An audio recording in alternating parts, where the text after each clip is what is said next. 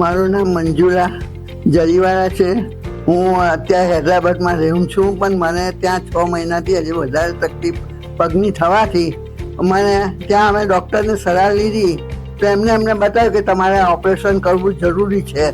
તો પછી અમે ત્યાં વિચાર પર કર્યો, પણ ત્યાં અમારા બહુ એકલા હતા એટલે એમનાથી ફાવે નહીં. એટલે અમે અહીંયા સુરતનું અમારા જમાઈ રૂપેશ જરીવાળાના હસ્તકે અમે કોન્ટ્રાક્ટ કર્યો. તો તેમને અમને આ મનીષભાઈનું નામ આપ્યું કે અહીંયા અમે એક સગાને એમ કે કરાવ્યું પણ સસ્પેન્ડ થઈ ગયું છે એમનું, તો તમે અહીંયા આવો સુરત તો તમારું કામ સફળ થશે. હા, હું આ મંજુલાબેનની દીકરી છું. એમને 6 મહિનાથી બહુ વધારે તકલીફ થઈ ગયેલી. ઇવન પોતાનું રેગ્યુલર કામ પણ નહીં કરી શકતા હતા. એટલે પછી એ લોકોએ ત્યાં બતાવ્યું તો ડૉક્ટરે ની રિપ્લેસમેન્ટનું કીધું, રાઈટ લેગનું. પછી અમને આ સેલ્બીમાં મનીષ સરનો અનુભવ હતો, સારું બધું એમનું રિઝલ્ટ સારા હતા, અમને ખબર હતી. એટલે મારા હસબન્ડ થ્રુ અમે અહીંયા કોન્ટેક્ટ કર્યો, એમને બતાવ્યું. એમને અમને બરાબર વિશ્વાસમાં લીધા અને એમ કીધું કે આ તો તમે ચાલતા થઈ જ જશો આમાં.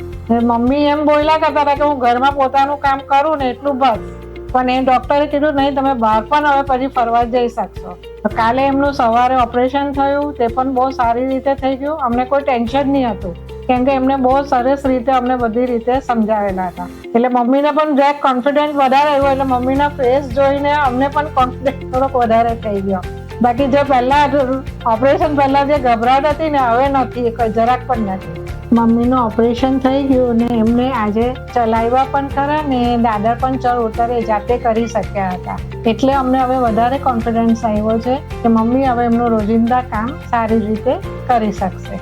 સેલ્બી હોસ્પિટલનું મેનેજમેન્ટ પણ બહુ સારું છે ને અમને જે હિસાબે સાંભળવા મળ્યું હતું એના કરતાં પણ સારું રિઝલ્ટ અમને અહીંયા દેખાયું છે.